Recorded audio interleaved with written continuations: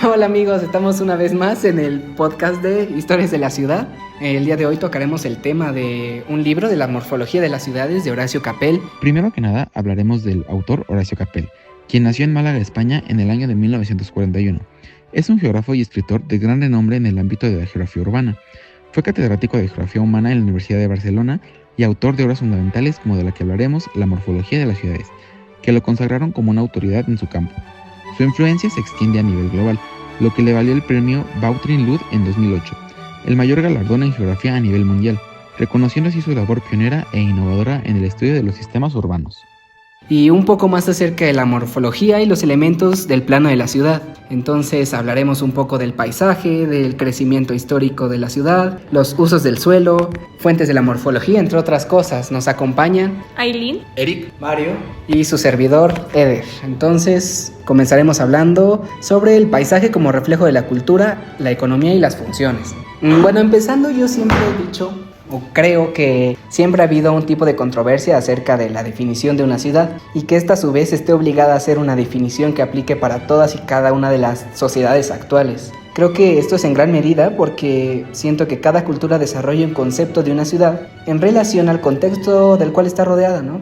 Eso es lo primero que se especifica al iniciar el capítulo y obviamente porque es diferente la forma de vida si estás en el continente asiático o en el europeo. sí, justo, los elementos culturales de una población juegan un papel importante, pues son parte del día a día de las personas, de la vida y de la religión. En el que también vemos el uso del espacio público cambia al comparar ciudades de la India, donde impera el ruido, las interacciones que son un poco del caos del día a día en comparación con un espacio público en Japón, donde toda esta carga cultural crea espacios un poco más silenciosos y con interacciones más discretas.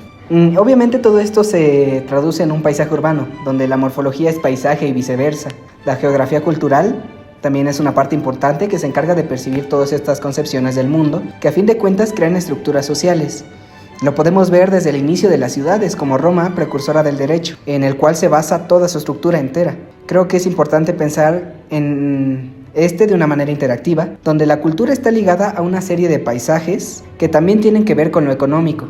Algo que he podido observar es que la cultura es diferente por sectores de la sociedad. Hablando de la Ciudad de México, si lo vemos superficialmente, podemos relacionarlo con que cada sector tiene una carga histórica. Y esto de cierta manera es cierto, pero esta carga está acompañada de territorios y las riquezas de ese entonces, que han seguido siendo lo mismo desde hace 100 años. El punto al que quiero llegar es que la cultura y la economía no son hechos aislados. Es un hecho que la concepción de la cultura en el barrio de Guadalupe, en Iztapalapa, no va a ser la misma que en la colonia del Valle, en la alcaldía Benito Juárez. Este tema tiene más impacto si hablamos de las recientes marchas de gentrificación en los lugares como la Roma o la Condesa. Ok, entonces, la economía es otro de los grandes factores que crea la morfología de la ciudad, donde hablamos de paisajes de riqueza y paisajes de pobreza segmentados, y que son fácilmente distinguibles en la ciudad.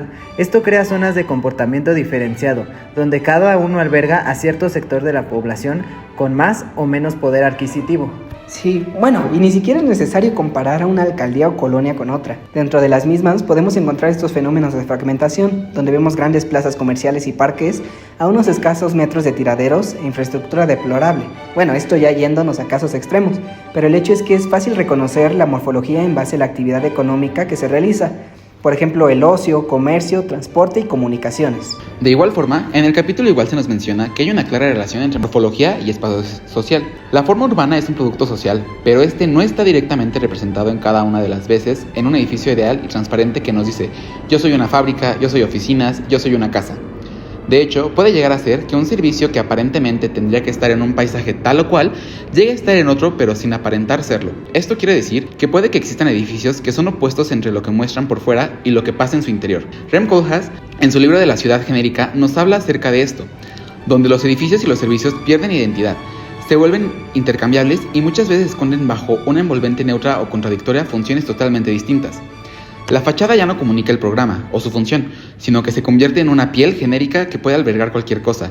Los edificios se vuelven contenedores indiferentes. Continuando con el siguiente tema, las diferentes dimensiones del estudio del plano. Normalmente se considera que el sistema viario es lo más importante, lo que rige y conforma el plano de la ciudad, pero la realidad es que hay otros elementos que son igual de importantes y que incluso sin estos sería imposible que la ciudad funcione de manera adecuada. Estos elementos son las calles y manzanas, que en conjunto forman parcelas. Estos elementos son los más predominantes en el plano de la ciudad e incluso son los que aportan identidad, ya que están interconectados con su origen y evolución, integrados en complejos que tienen una dimensión espacio-temporal. Es increíble entender cómo funciona una ciudad conforme a su traza e incluso más saber cómo fue surgiendo. Como dato curioso, Las Manzanas recibe su nombre del urbanismo medieval manso-feudal, que era un conjunto de tierras alrededor de casas de los siervos, que también es conocida aquí en México como cuadra, que deben su nombre evidentemente a la forma cuadrada derivada del diseño ortogonal del plano urbano.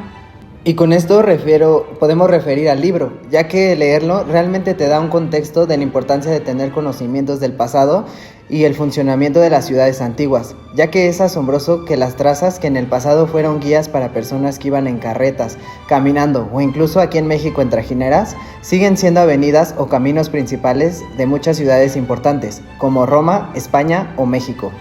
Bueno, entonces pues podemos decir que el desarrollo de la ciudad establece muy rápidamente una jerarquía de calles, y estas a su vez pueden encontrarse en las ciudades antiguas. Por ejemplo, y como hablamos anteriormente, en el urbanismo romano, ¿no?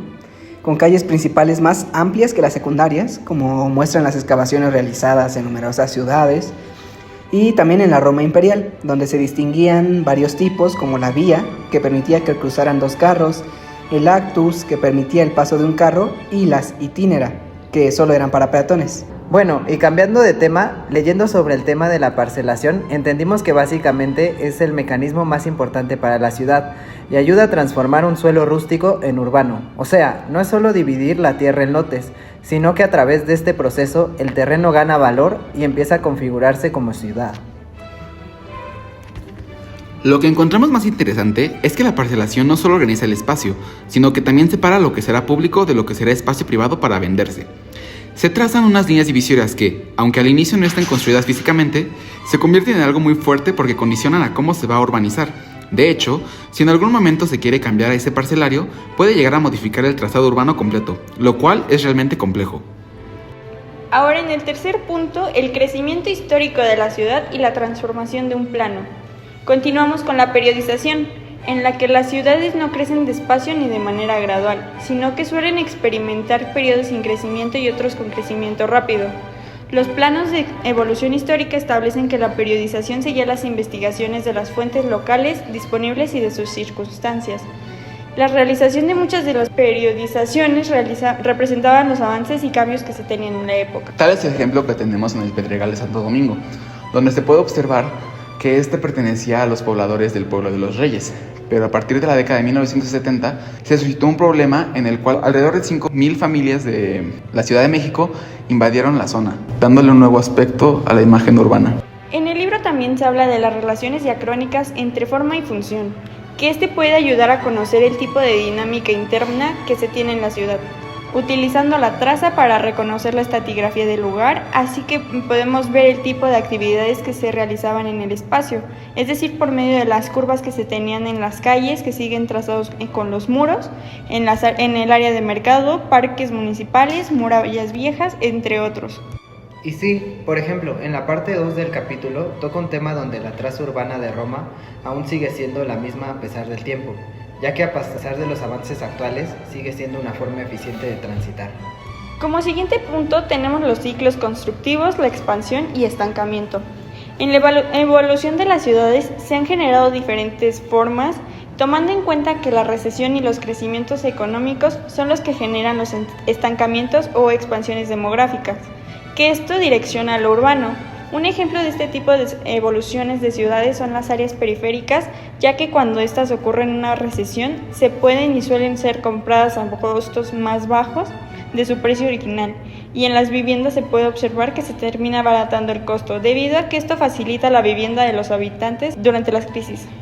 Un claro ejemplo es igual en la década de los 70 en la Ciudad de México, comenzó a desarrollarse parte de la periferia de la ciudad, que incluían lugares como Nesa o Chalco, o incluso dentro de la misma ciudad, pero que se encuentra en las periferias, Iztapalapa, lo que creó un aumento demográfico. En cambio, surge una expansión en la economía, existe un aumento en la población y aumentan las construcciones de casas, haciendo que el precio incremente y la periferia termine con construcciones, generando así que la mayor parte de las zonas marginadas se alejen más de la ciudad.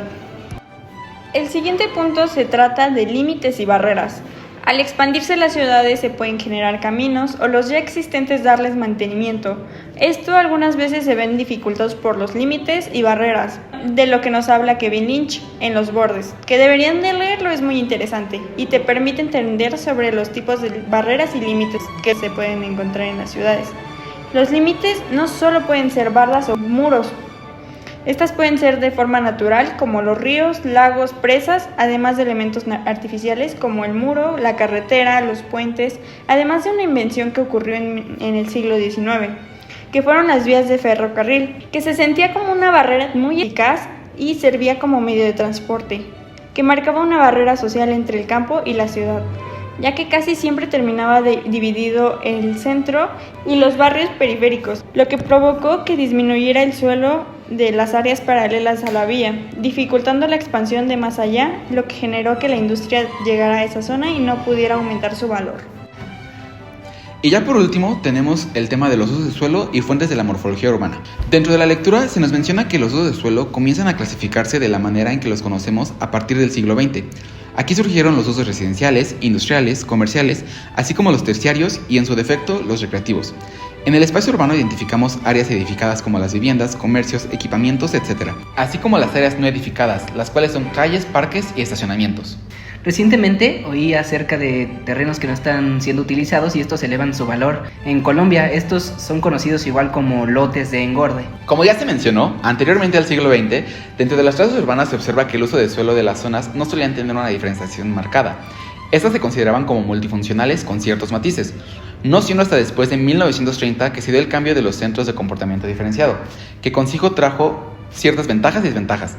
Hablando de ventajas, se puede mencionar que el hecho de que existan estas áreas de comportamiento diferenciados provoca que los servicios se encuentren reunidos de manera cercana, por lo que resulta de fácil acceso para los habitantes de ciudades pequeñas o de personas que viven en los alrededores en el caso de las ciudades más grandes, siendo aquí donde entra la desventaja.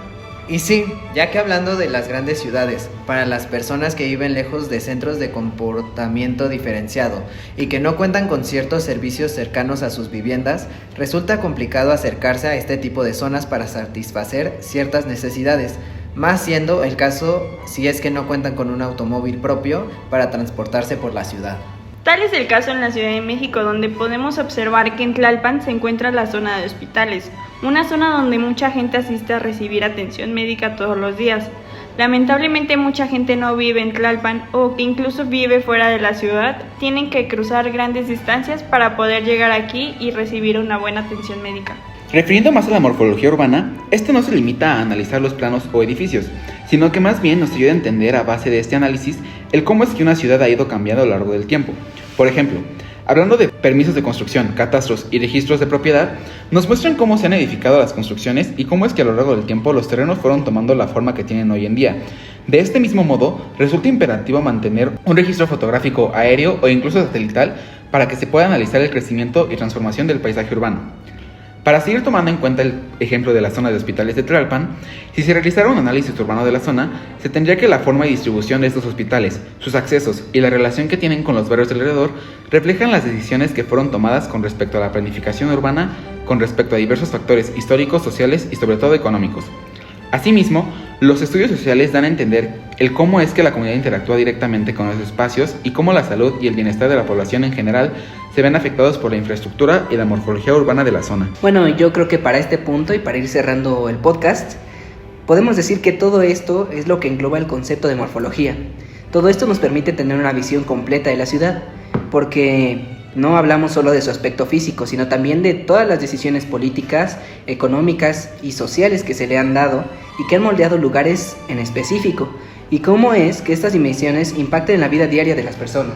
Bueno, y creo que esto sería todo por el día de hoy. Esperemos les haya gustado este podcast y que hayamos podido resolver algunas dudas sobre la morfología urbana. Y se despide el podcast Historias de la Ciudad. Adiós.